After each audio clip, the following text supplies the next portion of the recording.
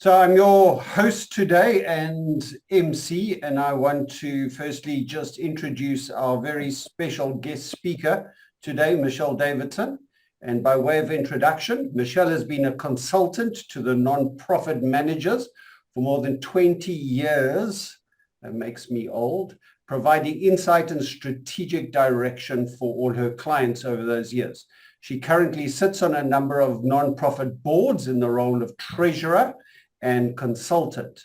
And she's recently, as in last night, was appointed as the vice chair for the Nonprofit Portfolio Committee at the Cape Chamber of Commerce. Her superpowers, as some might know, maybe Richard can add to other superpowers, but her superpower, as far as we are concerned, is that Michelle is able to, with great ease, create structure from chaos. And Michelle has a wide range of interesting hobbies that she likes to say yes to, and with lots of adventure in her life. And she loves to push herself to try new things. And we've seen Michelle doing all sorts of weird and wonderful things in the last couple of years as she's embraced this. Michelle is really, really passionate and expressive and welcoming, and she cares deeply for the people that she is associated with. So please welcome our guest speaker and birthday girl for today, Michelle Davidson. So welcome to my birthday bash. The aim is to make this annual. We'll see. I'm going to commit to it and hold to it. So as some of you know, my birthday is in December, and so I wanted to celebrate with everybody. It's a good time of the year to reflect and to celebrate the achievements that we've had in the sector. So that's why we're doing this, and hopefully we'll do this every year. So because it's my birthday, and I wanted to talk about things that I'm interested in. And my favorite topic, as you all know, is nonprofit organizations. So I realized I didn't really know how we got from biblical times charity to structured and regulated institutions that we have today. So I decided to do a bit of research and then share it with you. And I didn't want to do any heavy learning at this time of year, but rather pique your interest and hopefully reinvigorate and re-inspire you, which is how we got to the topic. So please note, proviso, this is not a thesis. It's a high-level internet search course of discovery that, as with most things internet, tended to be very American and Eurocentric. When you Google for stuff, that's what you get. So in researching the history of nonprofits, it became clear that I needed to define what I was talking about. Because when I searched history of NPOs, I got a list of mostly American events about the formation of the NPO legal structure. And so I really needed to unpack that a little bit more. So I searched for charities, which is what the UK call nonprofits, and came across the definition of charity. And sorry, I know this is a bit difficult for you to see on here. I was going to change it and I forgot. So the charity is the voluntary provision of assistance to those in need as a humanitarian act and unmotivated by self-interest. And interestingly, the etymology of charity comes from the Latin and then later the French translation of the Greek. Yes, we have three languages in there. The Greek New Testament word, which is agape. And that's understood to be the love of God that God has for us. Greek has a number of words for love, and this particular one is about the godly love, which is understood to be sacrificial and unconditional. So when you look at charity, the word literally means to have unconditional love for someone else, which I thought was absolutely awesome and a lovely way to start. So as all religions teach some type of giving, whether caring for the needy, looking after the poor and widows, things like that. Christianity talks about love your neighbor as yourself. Acts 2 verse 44 says all the believers were in fellowship as one body, and they shared with one another whatever they had. So out of generosity, they even sold their assets to distribute the proceeds to those who were in need amongst them. Tzedakah, I think that's how you say it, in Judaism, refers to the religious obligation to do what is right and just. The Torah requires that 10% of a Jewish person's income is allotted to righteous deeds or courses, and that definition of righteous deeds is quite broad. In Islam, there are two types of words for charity. The one is zakat, which is one of the 5 pillars upon which the Muslim religion is based, and 2.5% of one's savings is compulsory to be given in zakat. Then sadaq, I think that's how you say it, is a voluntary contribution or charity, and that can be, there's no minimum or maximum, it's out of the generosity of your heart. In Hinduism, Buddhism, and Jainism, the practice of charity is called dana. Any action of relinquishing the ownership of what one considers or identifies as one's own, and investing the same in a recipient without expecting anything in return. And I thought that was quite interesting, the concept of ownership and then intentionally giving that to another without expectation of return. So typically we find in religion there is this dual side of obligation of some kind of criteria for people to give and to express charity, as well as then personal generosity, which goes beyond that. Even a secular worldview encourages generosity, equality, and caring for others. It's a foundational value in our society. So charity, as we've spoken about, caring for the poor has always been with us, because we've always had those who are less fortunate or needy in our society. In ancient times, how favorably a king was viewed was influenced by his treatment of the poor. Wealthy kingdoms had the ability to increase employment and resources and reduce the number of needy people. Essentially, religious institutions became the hands of the king. We see in ancient Egypt the priests would provide food for the orphans and the widows and the disabled. The same happened in Israel once the temple was built. The priests shared the offerings with the poor. Roman Emperor Trajan was famous for his public works, including a welfare program for poor children. So there is definitely this emphasis on the leadership structure, typically a king, providing for those in need. During the Middle Ages, the Catholic Church was a significant coordinated body who met the practical needs of the poor, sick, and elderly, and often provided education, which was a step further.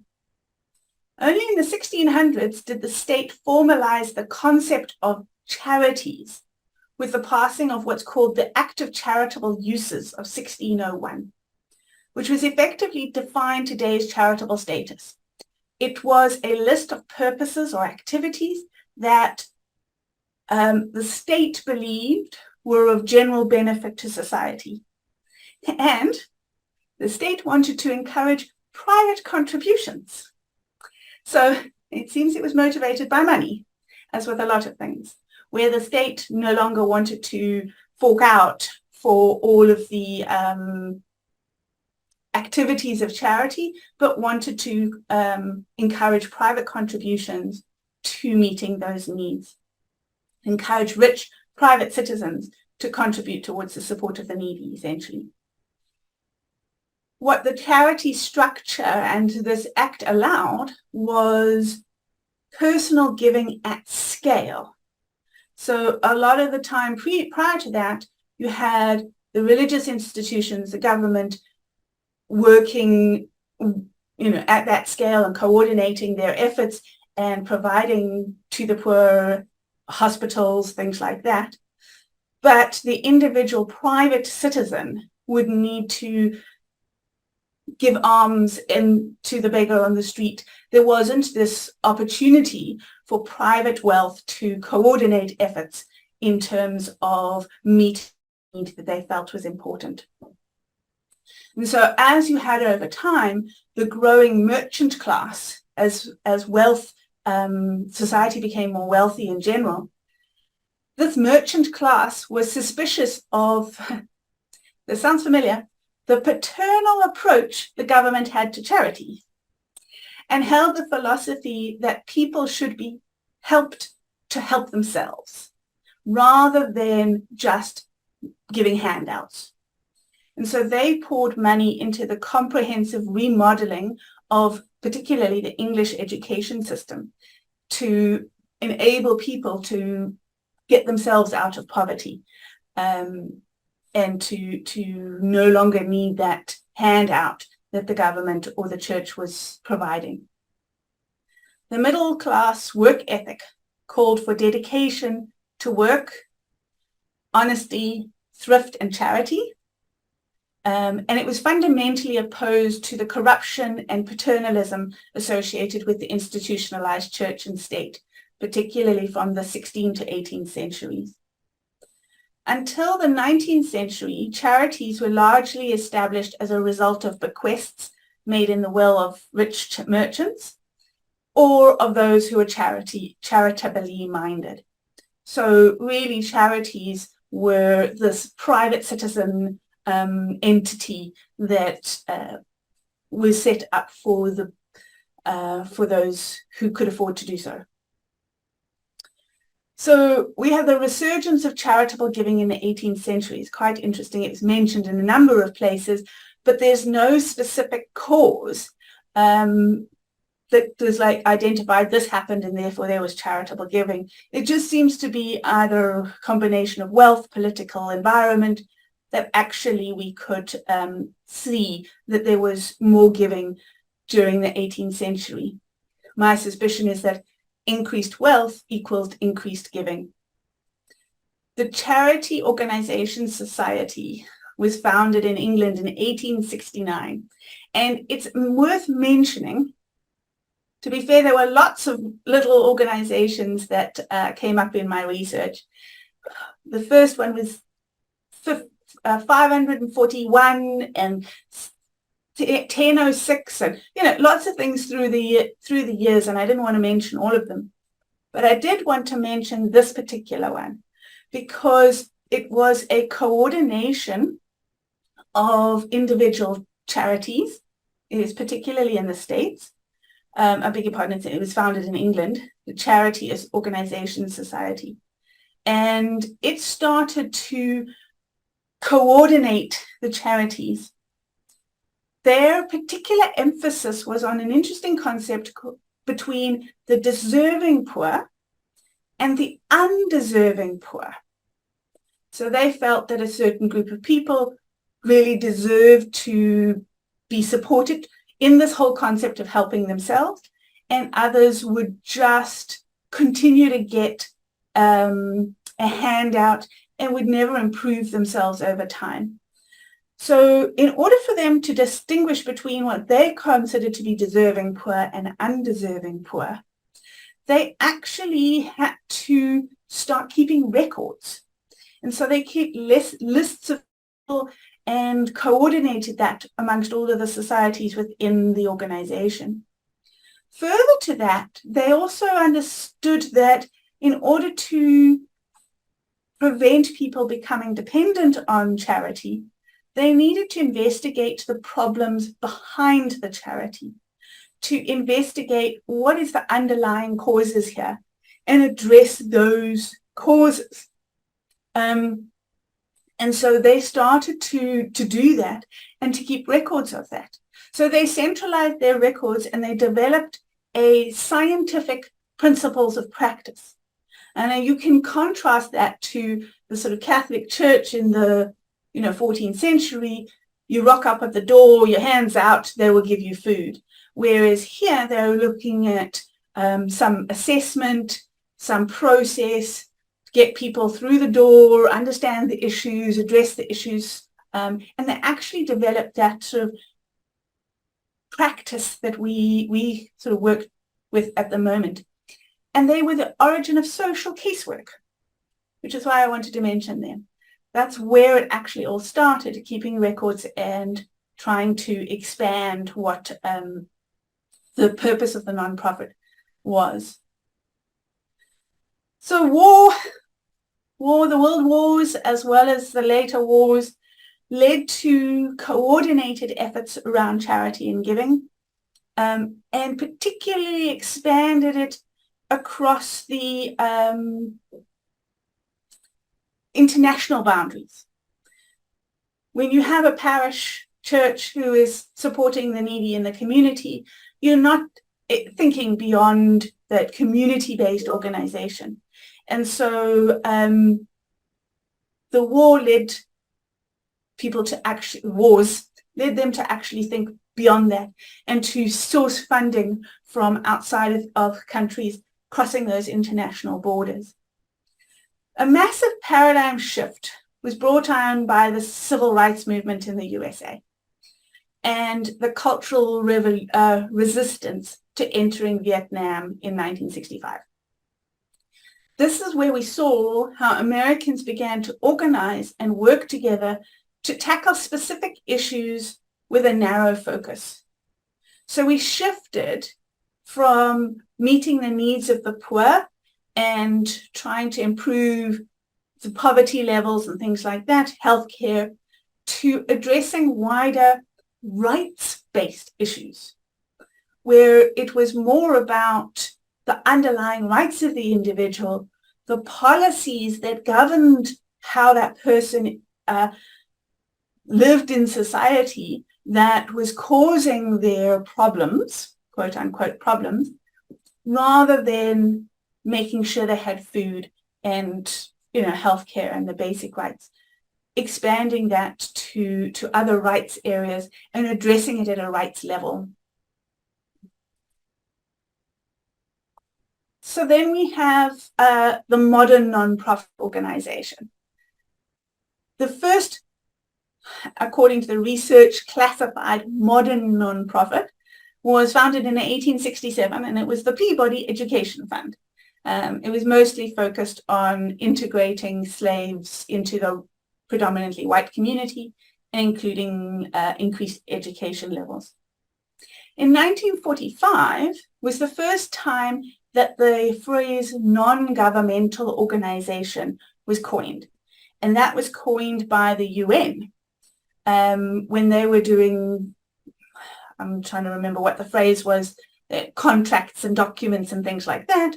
They needed a term for entities with a consultative role within the UN who are not, business or government.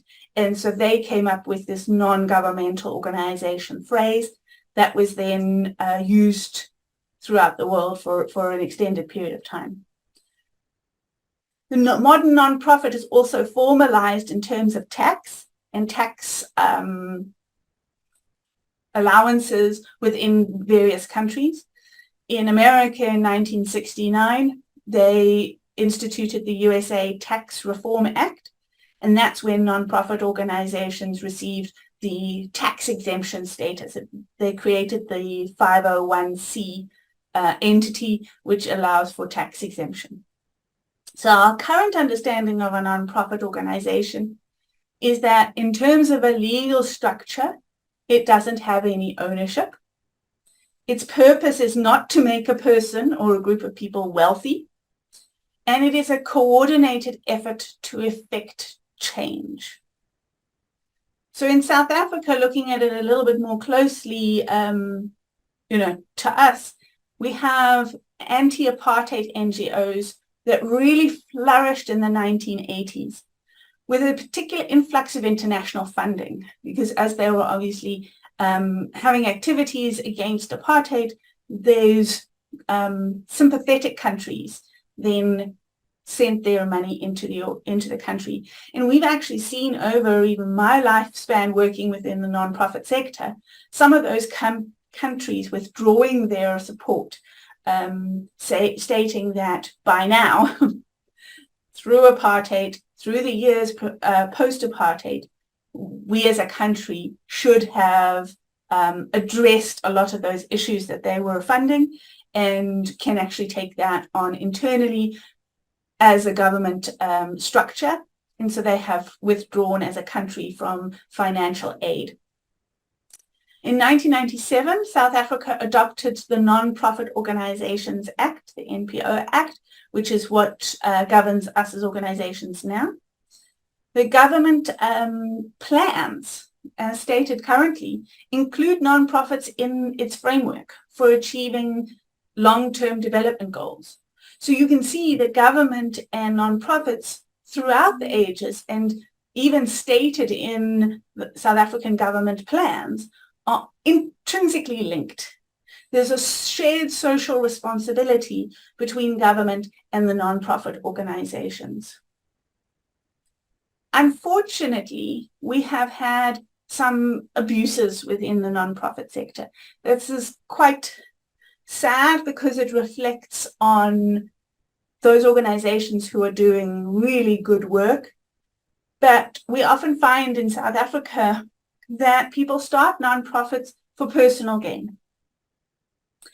A lot of the time we have those really small ones who started with the misguided idea that it will create employment for them. So it's kind of an employment strategy. Instead of finding work or starting their own business, they want to start a nonprofit because maybe they care for their community or care for a particular issue, but then there's this expectation that funding will come in to give them an income to actually meet their personal needs. And that's really not the intention of nonprofit organizations. So yeah, that abuse is quite prevalent. And it's more around, I think, misinformation and misunderstanding of the sector than, I think there are a few malicious cases, but it's generally just ignorance. The other one that has really come up for us in our business in the last year has been terrorism and money laundering. I think we see in some of the TV programs and series in American programs how there's this Guns for USA organization, members-based organization that is supposedly activists for the rights of American citizens, but actually they're a front for the distribution of guns outside of the country. Things like that, where there is no restriction over what a nonprofit can do, but sometimes the stated objective is not always what is actually happening on the ground and behind the scenes. And so that can also be a concern, because it means that those nonprofits who are genuine and are fighting for something that they believe in are smeared with the same brush as those who are just using it as a front. The other one, in terms of money laundering, we have found with a client of ours who disperses funds into the continent predominantly, but also other places in the world, that there's concerns by the banks that that money is coming from an international source, being whitewashed through the client nonprofit, and then being transferred to somebody in a dodgy African country to be used for something that is not above board. And so this idea of a flow of money that is not less regulated, but potentially more unclear from the bank's point of view, has created concerns that the sector is really an area that needs to be monitored for terrorism and money laundering, which has its own consequences. The more regulated the sector, the more barriers to entry, the more difficult to do the work, and then the more the real people who are doing actually something valuable suffer from the concerns of the banks. That's another webinar we'll do next time. So then, all through history, charities have had a close relationship with government. Nonprofits fill the gaps that government can't or won't fill, depending on the country's specific political system. I didn't have time to, but I think it would be an interesting hole to dive into, to have a look at how nonprofits fare under a communist regime, under a socialist regime, capitalism. How do those different political ideologies affect the nonprofits in the world, in those specific countries? I think that would be an interesting one. But it's clear that there is this interconnectedness, and that both, regardless of your political system, they both need each other. The good part of nonprofits is that they hold government accountable to their obligations, promises, and policies. Nonprofits are renowned for challenging them when they don't serve the interests of the people, challenging legislation, disagreeing, making a noise, and actually holding the government to what they say they're supposed to do. Nonprofits have a significant role to play as a sector of society, meeting the social needs of the people between, business, government, manufacturing, agriculture. Nonprofits are a key component of our society. Nonprofits have the opportunity to be the accumulated voice of the people or of a group of people. It's very hard to lobby government about your individual issue, but when you have the support of others, it makes a difference. I'm just thinking now of a client many, many years ago, a women's legal center, and they took on cases where the individual, typically from a disadvantaged background, was not in a position to take an aspect of government or a corporate or somebody like that to court because of their personal circumstances. But their case would create a precedent in case law. And then the Women's Legal Center, as a nonprofit organization, was able to then stand in the gap between that individual and whoever it is that they were taking to court to create change and to create that precedent. So when I started this research, I expected to find a clear time when nonprofits came into being. One thing followed another, then there's a timeline. I even looked at, a presentation template that had a nice little timeline, one after another. But it's not like that. It's so much more interconnected. And the times of things that are happening in Asia and Africa versus the US and Europe, there's no one timeline. So I really felt that nonprofits have been part of our world since basically the beginning. We've always had people in need and those prepared to volunteer their time and their money to care for their fellow human beings. Over time, those institutions have become distinct from church or state, and funding has expanded to include wealthy individuals. And the focus has broadened to identify and address the causes of people's problems, not just provide, the immediate need, to actually looking at cause and effect as well, that theory of change. And the approach has strengthened to encompass scientific method, research, verification, things like the monitoring and evaluation to show that what the organization does to address the problem actually solves it in the way that the organization expected to. And so we have this slow morphing over time that we can see from, giving money, food to the poor, to actually addressing a wide range of needs in a very comprehensive manner. So nonprofit activities have spanned from meeting the immediate needs to advocating for changes to legislation that will have a long-term impact on the people that they serve. So it's gone from also that immediate to the long term.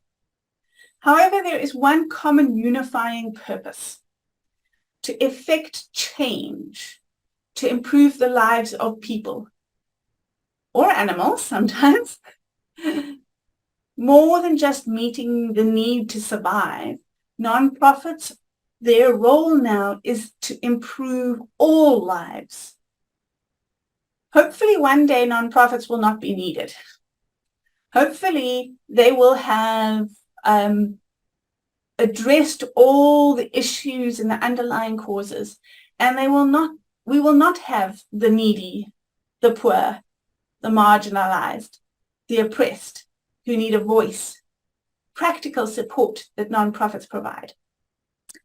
But until then, in this long distant future, nonprofits serve an absolute critical role within our society. They have done and they always will do. And I think that this is a wonderful time to celebrate the impact that the sector has on our world. And sometimes it feels really hard. You take a tiny little step forward and a big jump back when funding doesn't pan out the way you planned. And it is a difficult sector to strive and to constantly be trying to effect change. But when you look back on history over where we have come and the impact that nonprofits have had, it is so well worth it. It is so well worth continuing to push forward, to continuing to believe in people and continuing to improve, to believe that lives can be better, whatever that better definition is for you in your organization. And so I just really want to commend those of us who are in the sector to say, good job. Let's keep it up. Let's start next year with a new enthusiasm, because this is so well worth it. Thank you very much. Insightful. I've learned some stuff, and I think that is why we're here, is to get information and better, and to also celebrate Michelle's birthday with her annual birthday bash. But what is a birthday without gifts? So one of our latest assets that are coming into play, this is the global release of a latest thought, and it's the depth of impact. How do you get the book? You ask, you scream, you shout, please send it to me. Well, there we go. Pull out your phones and scan the QR code, or just simply type in the bit.ly code. That is our free gift from EM Solutions to you on behalf of Michelle's birthday.